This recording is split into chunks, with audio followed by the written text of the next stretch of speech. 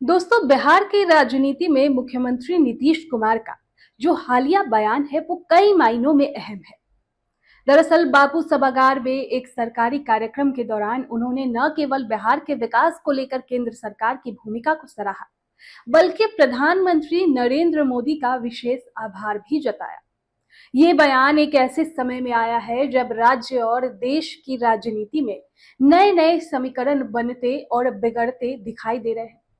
नीतीश कुमार ने यह स्पष्ट किया है कि केंद्र सरकार के सहयोग से बिहार में विकास कार्यों में तेजी आई है। Kosi Mechi river link project और पटना आरा सासाराम फोर लेन कॉरिडोर जैसे बड़े इंफ्रास्ट्रक्चर प्रोजेक्ट की स्वीकृति को उन्होंने राज्य के लिए महत्वपूर्ण उपलब्धि बताया। इसके अलावा 2025 के केंद्रीय बजट में मखाना बोर्ड की स्थापना और नए हवाई अड्डों के विकास की घोषणा को भी उन्होंने बिहार की अर्थव्यवस्था के लिए फायदेमंद बताया। ये एक ऐसा दृष्टिकोण है दोस्तों जो नीतीश कुमार के विकासवादी एजेंडे को रेखांकित करता है। लेकिन अब इस पूरे भाषण में जो सबसे ज्यादा चर्चा का विषय रहा उस बयान की हो रही है, जो चर्चा हो रही है, जिसमें उन्होंने कहा है कि अपनी पार्टी के कुछ लोगों की गलती से मैं 2 बार एनडीए से अलग हो गया था। श्रद्धेय अटल बिहारी वाजपेयी जी ने मुझे बिहार का मुख्यमंत्री बनाया था।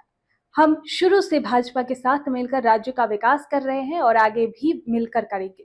ये बयान कई स्तरों पर महत्वपूर्ण है। पहला, ये संकेत देता है कि जदयू में आंतरिक असंतोष या असहमति रही होगी, जिसकी वजह से नीतीश कुमार को 2 बार एनडीए से अलग होना पड़ा। अब ये सवाल उठता है कि क्या वे अब उन फैसलों पर पूर्ण विचार कर रहे हैं। दूसरा, ये बयान भाजपा के साथ उनके रिश्तों को नए सिरे से परिभाषित करता है। अटल बिहारी वाजपेयी की प्रशंसा और भाजपा के साथ भविष्य में भी विकास की बात स्पष्ट रूप से ये दिखाई देती है कि वे अपने पुराने सहयोगियों के साथ मजबूती से खड़ा रहने जाते हैं। नीतीश कुमार हमेशा से अपनी सियासी चतुराई के लिए जाने जाते हैं दोस्तों। वे गठबंधन बदलने के फैसले में जितनी तेजी दिखाते हैं, उतनी ही चालाकी से जनता के बीच अपनी छवि भी बनाए रखते हैं। अब इस बार भी उनके शब्दों में वही संतुलन झलकता है। उन्होंने विकास कार्यों को केंद्र में रखा, महिलाओं के सशक्तिकरण से लेकर पंचायती राज में आरक्षण और जीविका जैसी योजनाओं की सफलता पर जोर दिया। लेकिन इसके साथ ही उन्होंने राजनीतिक संकेत भी स्पष्ट रूप से दे दिए। अगर भविष्य की राजनीति की बात करें तो अब ये साफ लगता है कि नीतीश कुमार अपनी पार्टी में एक स्पष्ट संदेश देना चाहते हैं। अब कोई भ्रम या दुविधा नहीं रहेगी। वे भाजपा के साथ खड़े रहने का संकेत दे रहे हैं और ये दिखा रहे हैं कि राज्य का विकास ही उनकी प्राथमिकता है।